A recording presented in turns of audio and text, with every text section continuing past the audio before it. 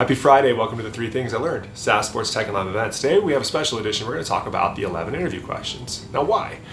We get the opportunity to speak quite a bit to entrepreneur groups, incubators, churches, schools, and the like. And we talk about a lot of topics when we do that. We talk about raising capital, partners, pricing, selling, building a business, all those different things. Every time talent comes up, especially now, and how we view talent, how we build teams, and somebody's done their homework and talks about a bunch of awards that we've won, which is all great, and we've addressed that in the past. But we talk about our process, and in that process, we ask the same 11 questions in the final interview of every single person that joins the TicketManager team, and everybody always stops whatever we're doing and triple clicks on this, and we end up spending a lot of time on it. I always promise the group that I will send them the 11 questions along with an explanation, and then I never do it because I've never done it. So that's what this is. We're going to walk through the 11 questions, how we do them, why we use them, and how it helps us build a team, and we're also sharing it down below in a very long blog post that explains the whole thing to you. So, first the why, and then we'll talk about the 11 questions. When I was in my 20s, in my young 20s, I worked at AEG in a Staples Center, and I loved my job. If you asked me at the time what I thought about my job, I would say it was an 8 out of 10. I was paid very well, my boss was great, I got to work in sports, I got to do what I loved for a living, and everything was wonderful. And the hockey strike came, the hockey lockout, and it caused us all to go do something else. And I took a job at a small startup called Adrenaline. And then, we rebranded that company to StubHub. And then the world was in color. And I didn't understand why. Now, usually when I tell that story, people think, well, of course it was. StubHub was a rocket ship. Everybody was happy there, but that wasn't the case. On our team, we cycled through a lot of people just to get the right number of salespeople. And it wasn't for everybody, but it was for me. And it took me a while to understand why. It took me a while to understand that what was made it such a success for me and for the people who were successful at StubHub was the alignment. StubHub was enabling and empowering me to do the things that I wanted to do, that I wanted to become. I wanted to run a business. I wanted to have a lot of autonomy. I liked meritocracies. And they were enabling me to do it on their dime while I was helping them by hitting sales numbers and the like. In 2012, where we are now, TicketManager was named Spotlight, and it was a really crappy place to work. It was a crappy place to work because we didn't understand alignment. We were focused on bringing in people who had done this before, who were capable of doing the job, and focusing on those things. But we didn't really understand the magic that made StubHub what it was for us. And that's where we started to get to work. We read every leadership book there was, hundreds of them. We read every article there was on interview questions. We reached out to mentors. We reached out to people who had built teams. We tried to understand what it was that made a team great, especially when you build them. And we really started to borrow ideas from everybody else that were successful. And in that time, we came up with the 11 questions. Now, a few have been added recently that have brought it to 11. I don't think they're perfect. I don't think they're the best. I don't think they're the best for you. I don't think they work at every company. And I'm not really going to defend any of the 11 of them. What I am going to say is that they're the best for us right now as we iterate. They've helped us find a lot of success, and when we share them with people, there's a lot of back and forth and people find them very interesting. Hence the point of why we're sharing them now. So let's get started. The first 2 questions are the disqualifiers. They're quick questions, they're easy, and our goal is to disqualify people early in the process. The first question seems really simple. What do we do here? Now you would think anybody could answer that, but you'd be surprised when you ask, what do we do here, to a number of people who are applicants who can't answer the question. That's the only wrong answer. Now the important thing about the 11 questions is that there are no wrong answers, except for the first 2. You're going to find out how they process things. Did they do a ton of homework? Are they going to regurgitate what they saw on the website? That's a good answer. It means they're focused on what they're doing. Have they been thinking about it? Do they have ideas that maybe you don't have?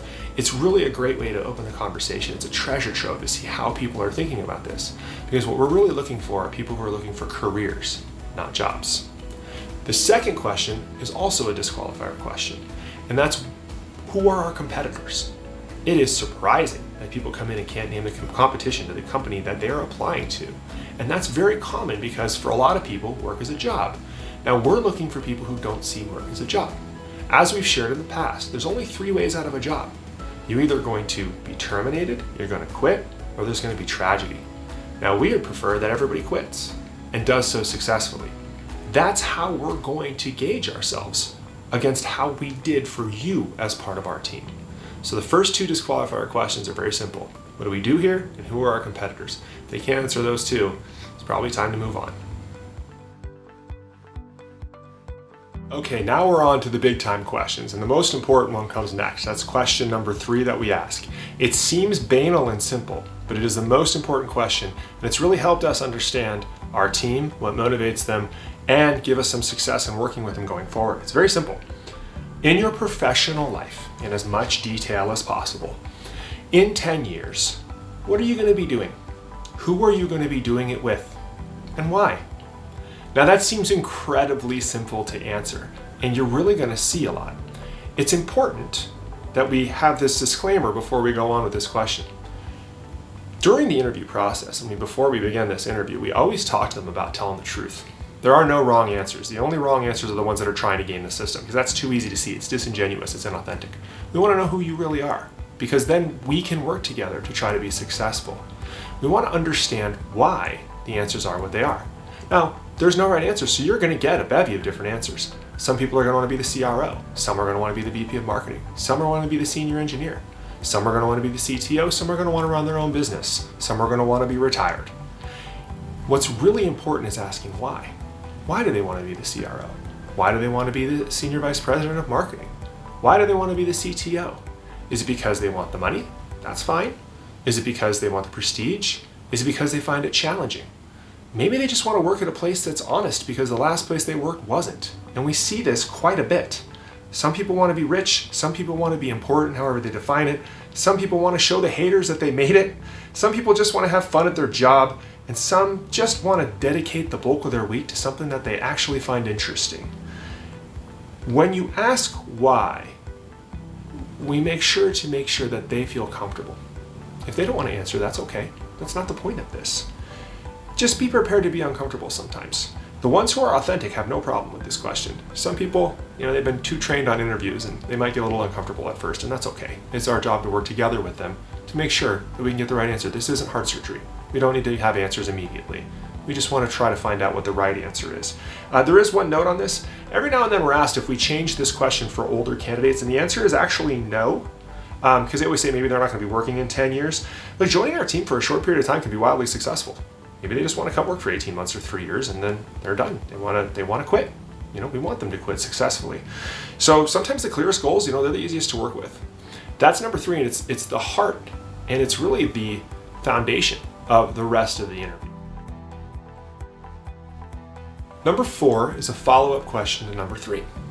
Now, clearly in number 3, we're trying to understand the why. What motivates people? Because it's different for everybody, and everybody is different. So we need to address and adopt what we're doing to make sure that they're being motivated appropriately. Like I said, you can give all the bonuses in the world you want to somebody who just wants to work at a place that's honest and has integrity, or somebody who just wants the prestige of the title, and it's not going to work. You need to know what they want, because like me at StubHub, if you're giving them something that they're chasing, you're going to be successful too. The follow-up question is very simple. What interests you? What do you read? What do you watch? What do you do in your free time that aligns with the goals that we talked about in number 3? And it's really interesting. I'm going to give 2 examples to this question that are powerful that I've talked to some really successful people we've had join us here.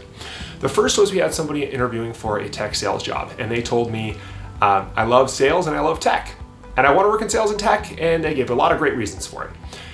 Then I asked, what do you do? What do you read? What do you watch, etc.? And the answer was Jack Kerouac. And I said, what does that have to do with tech and sales? And they didn't really have much of an answer, but it was a fantastic answer. You know why? We were looking to hire somebody who was an enterprise sales rep that was remote, that was going into new businesses, to understand new businesses and their cultures, and to work with them towards a goal. That aligns with what Jack Kerouac often writes about. The second one was even funnier, and that person that we talked about has been here for a number of years. The second one, we interviewed somebody for a customer service job, and they told us that they love people. And their answer to number 3 was, here's why I love people, here's why I want to work in customer service for all these reasons. We asked them, what do you read, what do you watch, what do you do? And they gave a lot of great answers, but the one at the end made us laugh. They said they watch reality TV, and a lot of it, kind of sheepishly, a little bit embarrassed. It aligns perfectly.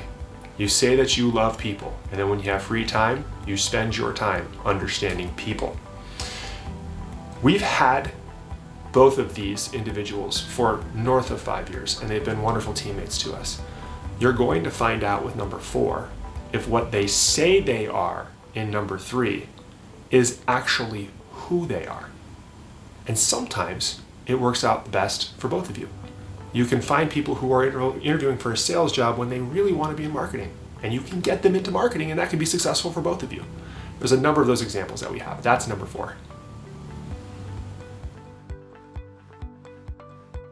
The next few questions are our fit questions, and they're interesting because it helps us understand what's going to happen when things come up that they don't agree with and that we don't agree with. So the first question is very simple. When we do our reference checks on you with people that you don't give us, because we know the people that you give us are going to tell us that you're great, what are they going to tell us? Now, there's an important qualifier here which we share with everybody that's a prospective teammate. We're not looking for people who don't like you. I don't care.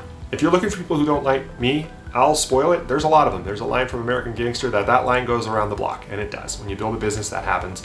When you're in the working world, there's going to be people who don't like you. We're not worried about that. What we're worried about is the understanding of self-awareness. How do they respond to those little differences that all teammates have? Because not everybody likes each other, but that doesn't mean they can't be successful together. And we want to understand what those things are so we can work together as they move forward. The 6th question ties a little bit to that. We ask him, tell me about a bad boss or coach you had. What made them bad, and what would that coach say about you? Now, this is the most recent addition to the interview, right? How are they going to frame things that they don't agree with, they don't like? Now, sometimes you're going to run into some pretty egregious things, and that kind of blows the question out of the water, doesn't make it very meaningful. If you had a boss that was incredibly abusive, somebody who broke the law, those sorts of things. What we're trying to find is, how do you react to situations that you don't agree with? Because we're not perfect. We're going to be the boss that you disagree with sometimes, and you might not feel like you're treated fairly sometimes, no matter how well or hard we try. And we want to understand that, is there learning that comes from that? Because look, when you bring together a group of diverse people from an infinite combination of backgrounds, you're going to have different goals, aspirations, and work ethics. And we don't ask anybody that works here to be friends, but we do ask them to respect one another. We're trying to understand with these questions, how are they going to respond in those situations? So those are our fit questions. Number 7 is an important question that doesn't have a wrong answer. Tell me about the hardest thing you've ever done professionally. This is asked by a lot of people. If you look at interview questions across the board, I know Google asked this for a long time, it's all over the place. Now, what we want to know is what is hard? How do you define hard? How do you welcome the challenge? How do you manage your time and energy during this? Believe it or not, a number of candidates will actually disqualify themselves with their answers because they try to game the system on this, right? They don't tell the truth. They don't tell the honest truth. And by this point in the interview, we're kind of hoping to have that kind of rapport. What's hard to some people isn't hard to others. And what we're trying to understand is, what do you see as hard? What do you see as something that maybe comes naturally to you? Because then we can plug you in with the team. We're not looking for people who are great at all 10 aspects of their job. I don't think those people exist. But if you're great at 7 and your teammate's great at 4 and they actually interchange, now we can be successful together. So this is a question that we ask that follows up on the fit questions to help us understand in the team where we can plug them in and where we can be successful in understanding what they think is hard when we're asking them to do things. So that's number 7. Our next question is lifted from somebody else, and it's incredibly important to what we're doing. It shows us where people are in their careers and also where there's really big opportunity for us to unlock potential that we can capitalize on. Who are your mentors outside of the echo chamber that you grew up in? So no family members, no coaches, no former bosses, no former teachers. Why do we ask it that way? In our experience, people who are really passionate about something are very curious about it. They go out and they find others who have done this outside of their echo chamber. And if they do this, man, are they successful. Now, people think when they can't answer this that it's some kind of got you, like they flunked the interview. That's absolutely not the case. In fact, when you have somebody who has unlimited potential and you're really excited about them, and they don't have mentors outside of their echo chamber, can you imagine just how fantastic they're going to be when we work together and every week we help by introducing people in other industries and other places? That's why we asked that question. That's number 8. Who are your mentors? Number 9 was lifted from an article, and it has been so fascinating to ask because people answer it in ways that you don't expect. What are you great at, but you never want to do it again? We've had people applying for sales job when we ask this question and they say cold calling. Now, we're not doing this as a got you. We're not trying to get people to, what we're trying to do is, we've quoted Matthew McConaughey quite regularly here when he says, sometimes the best way to understand who you are is to start by understanding who you aren't. And if they're disqualifying the part of the job that they're going to be doing the most, or they don't like it and they think it's something that they're great at but they never want to do it again, that's not going to be alignment. On a cold, dreary December day at 6 a.m. when you're on your way in to work at TicketManager and you don't care about your task that day, in fact, you're great at it, but you don't ever want to do it again, that's not going to get the prospect to where they want to be, and maybe we can find a better place for them. So interestingly enough, that's one of the more recent additions, and the answers we've gotten have been fascinating. Number 9, what are you great at, but you never want to do it again? Number 10 is a question we only ask to the revenue team, and we ask it because of what we are specifically as a business selling into the enterprise, which usually includes a number of buyers on the other side of the table. It's a trap, and we set them up as such. Generally, we'll ask a question that we say is the most important thing to us. Insert whatever that question is. The most important thing to us in this job is that you can build a sales team. Can you tell us how you've done that in the past, etc.? And we let them answer for a couple of sentences, and then we generally cut them off with something banal and mundane, like, oh, I noticed you have a Washington Nationals hat in the background. Are you a fan? Or, hey, I really like your notebook. Now, we ask this for a very specific reason. Generally, there's 3 responses. The first response is the most common, and it's because of interviews being a little tense sometimes. They generally go along with us. Oh yeah, I'm a Nats fan, they're great. And then we ask a follow-up question that has nothing to do with the important question, and the interview continues. The second way is they'll interrupt. We'll say, hey, you're a Nats fan, I noticed that. Can you tell me about it? I'll say, yeah, I'll get to that later. I'm answering this question. And the third way is they'll generally go with us, right? Oh yeah, I'm a Nats fan, really enjoy them, blah, blah, blah, blah, blah. We'll ask the follow-up question and they'll say, hey, I'm absolutely going to answer that question. With all due respect, though, you mentioned that the last one was really important to you, and I'd like to answer that if possible. We ask this question of senior salespeople on the revenue side because we want to understand how they're going to handle that in the room, because it happens a lot. You'll be in a room with different power specifics at every different business, where somebody has a question that's really important to them and they may get interrupted by somebody else. And you can't ignore that person and answer here. You also can't just move along from that person and make them feel small because you're answering their question. You have to be able to navigate your way through the conversation to move the flames where you want them to be. This is a way of us understanding where they are as a salesperson. It's a very easy fix. It's not a disqualifying question at all. We're just trying to understand how much experience they have in that sort of situation. So that's number 10. Finally, the simplest question, why you? Now, this is not meant to put anybody on the spot, and we actually offer a disclaimer to this question when we ask it. We have our 11 questions. We have our way of doing things. Sometimes interviews can be tense. They can be hard. Your ability to interview is not correlated with your ability to be a successful teammate. And too many businesses think it is. We don't. What we want to do is offer an opportunity for you to put forward your best foot. Often there are things that you want to say. There's things that you want to, inform us of that you're great at or that you're passionate about. This is the opportunity to do that. This is the opportunity for us to take our time, an open conversation where you can ask questions however you like, and you can share with us why this might be the best thing for you. Again, there's no right answers, right? The best answers I've seen come from both sides of the spectrum. So one of them was an entry-level sales rep who's been with us for 9 years now, who had no experience at all and was working as a barback at the local restaurant. And I really liked this person. They were great. And they leaned across and said, I know my resume isn't very impressive, but just give me a chance. I want this job. And they've been such a wonderful member of our family. And I say family because they are family to me for a very long time. The other baller answer I've seen to this is one of our mentors when we were raising money said, look, you're going to have one of 2 problems in filling this job. 1, it's going to be an impossible job to do, or 2, you're going to have the wrong person. I'm going to take number 2 off the table. He has the background to be able to say something like that. That's the 11 questions. Now we're going to walk through a conclusion here in a second to help you understand why we ask him, how we ask him, and then how we see the 11 questions going forward. So those are our 11 questions. They're not perfect, but they're for us. They're born out of failure. In 2012, as mentioned, this was an awful place to work. And it was an awful place to work because it was my fault. Because I had not gone out and learned how other people had done this. Because I had not done my homework. I had figured that I could figure this all out myself. And then I realized that there wasn't any joy in this building. That we didn't have people aligned with their goals. That we weren't looking at this as how can we successfully have you quit. Whatever that is. And we've had those stories successfully. We've had people come in and making $90,000 a year say, I want to make 200 grand within the next 2 years. We've got them there, either here or somewhere else. We've had people come in and say, I want that job externally in 5 years, and then they got it. I want to go start my own business, and they got it. And that all came from our failure to understand what it is that motivates people. So we went out and we read every book there was. Every leadership book, every psychology book.